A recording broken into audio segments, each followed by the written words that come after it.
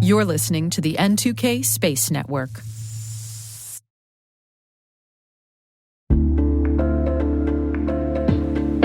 What's the common denominator in security incidents? Escalations and lateral movement. When a privileged account is compromised, attackers can seize control of critical assets.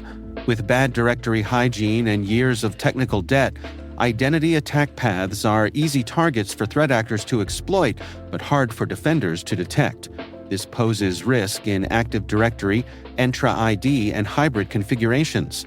Identity leaders are reducing such risks with attack path management. You can learn how attack path management is connecting identity and security teams while reducing risk with Bloodhound Enterprise, powered by SpecterOps.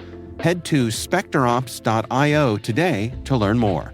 SpecterOps, see your attack paths the way adversaries do.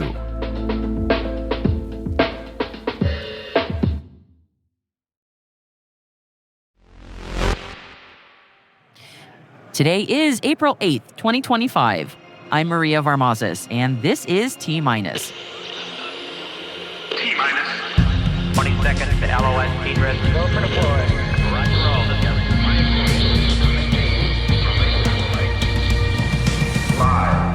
Raytheon has awarded contracts to Nammo and Northrop Grumman for initial phase work on Mk-72 solid rocket motor development. 4. Axiom Space has announced plans to launch 2 orbital data center nodes to low Earth orbit by the end of this year. 3. Millennium Space Systems has completed the critical design review for the FOO Fighter. 2. A Soyuz 27 spacecraft carrying a 3-member crew arrived at the International Space Station. 1. Firefly Aerospace to perform a responsive on-orbit mission with its Elytra spacecraft in support of the U.S. DoD's Defense Innovation Unit Sinequone Project. Liftoff.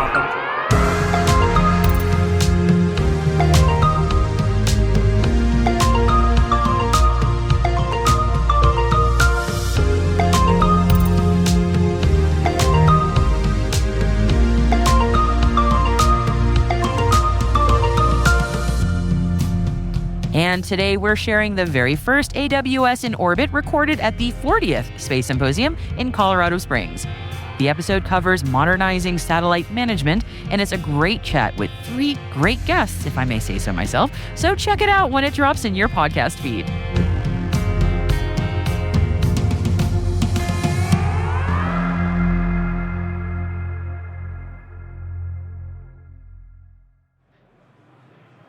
Happy Tuesday, everybody, directly from Space Symposium in Colorado Springs. The exhibit opened last night, and we got to attend the UK Space Southwest event also. It's a buzzing event here at the Broadmoor, and we're excited to share some more of our chats with you over the next few weeks. And now on to today's Intel briefing. Firefly Aerospace has been awarded a contract to perform a responsive on-orbit mission with its Elytra spacecraft in support of the U.S. Department of Defense's Defense Innovation Unit Sinequone Project, which, yes, is a play on sine qua non, a phrase that means something that's an absolute necessity for those of you whose Latin is rusty like mine. During the mission, Elytra will serve as a space maneuver vehicle to perform a series of responsive on-orbit tasks, including space domain awareness operations in low Earth orbit. Elytra will host a suite of government payloads, including optical visible and infrared cameras, a responsive navigation unit, and a universal electrical bus with a payload interface module. Firefly's Elytra Dawn configuration will use common components from the company's launch vehicle and lunar landers, including the avionics, composite structures, and propulsion systems. Elytra's main engine, called Spectre, was recently flight-proven on Firefly's Blue Ghost lunar lander as the reaction control system thrusters that successfully performed Firefly's final descent on the moon back in March. The DIU mission is set to launch as early as 2027. A Soyuz MS-27 spacecraft carrying a 3-member crew arrived at the International Space Station earlier today. NASA astronaut Johnny Kim joined Roscosmos cosmonauts Sergei Ryzhikov and Alexei Zuritsky on the vehicle, bringing the current occupancy of the ISS to 10 for the next 2 weeks.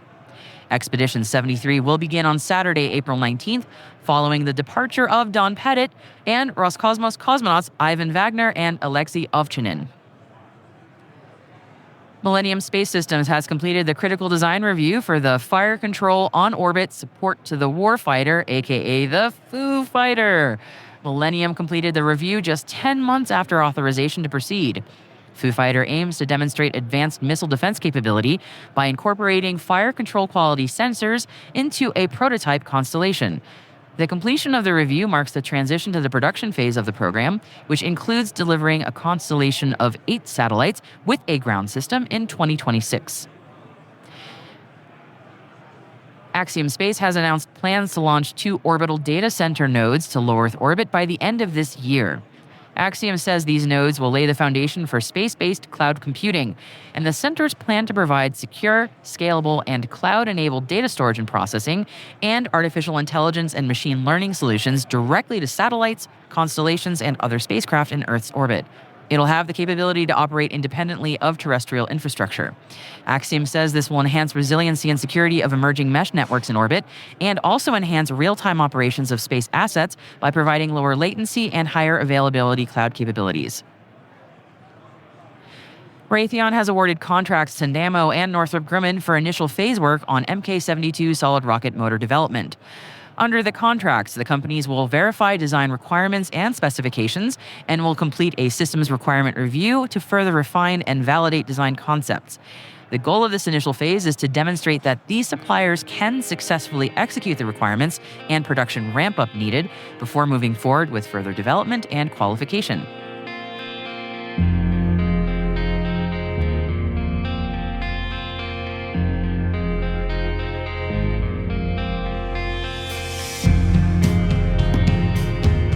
And that is it for our intelligence briefing for you on this Tuesday. There are plenty of additional links added to the selected reading section for you to indulge in today. ENI Space has secured 2.3 million euros in funding from the Spanish Space Agency to lead their latest R&D project. Germany is funding Eutelsat Internet in Ukraine, and Voyager Technologies has been onboarded for U.S. Air Force acquisition. Hey T-Minus crew, if you are just joining us, be sure to follow T-Minus Space Daily in your favorite podcast app. Also, if you could do us a favor, share the intel with your friends and coworkers.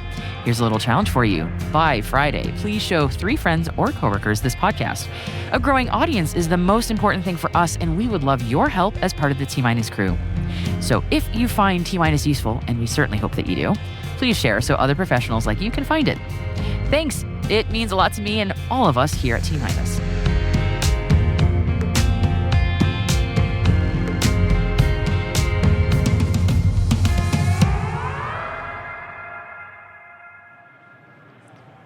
We'll be right back.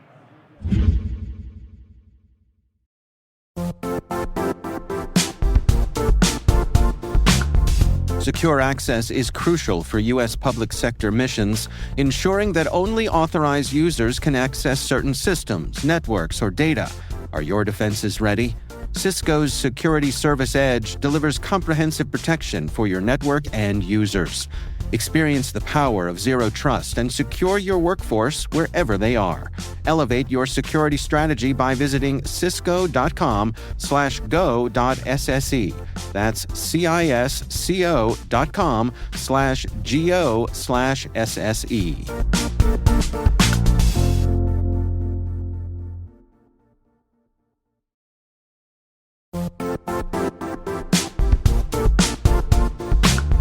Are you frustrated with cyber risk scores backed by mysterious data, zero context, and cloudy reasoning? Typical cyber ratings are ineffective, and the true risk story is begging to be told. It's time to cut the BS. Black Kite believes in seeing the full picture with more than a score, one where companies have complete clarity in their third-party cyber risk using reliable, quantitative data. Make better decisions. Reduce your uncertainty. Trust Black Kite.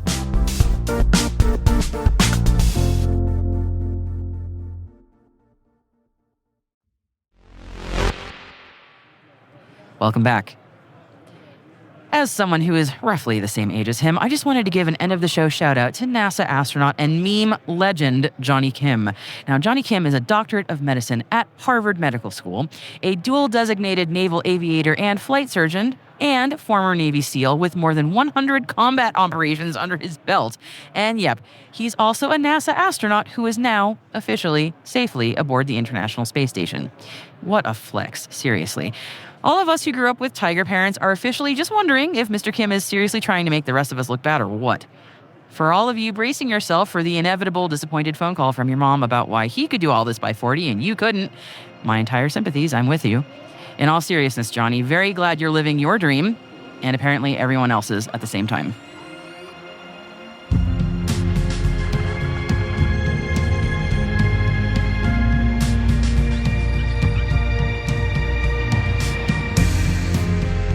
That's it for T-Minus for April 8th, 2025, brought to you by N2K Cyberwire. For additional resources from today's report, check out our show notes at space.n2k.com. We're privileged that N2K and podcasts like T-Minus are part of the daily routine of many of the most influential leaders and operators in the public and private sector, from the Fortune 500 to many of the world's preeminent intelligence and law enforcement agencies. N2K's senior producer is Alice Carruth. Our producer is Liz Stokes. We're mixed by Elliot Peltzman and Trey Hester, with original music by Elliot Peltzman. Our executive producer is Jennifer Iben. Peter Kilpie is our publisher, and I am your host, Maria Varmazes. Thanks for listening. We'll see you tomorrow.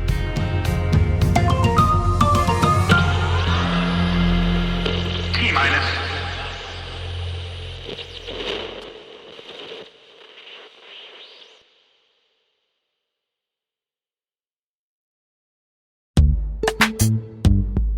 Looking for a career where innovation meets impact?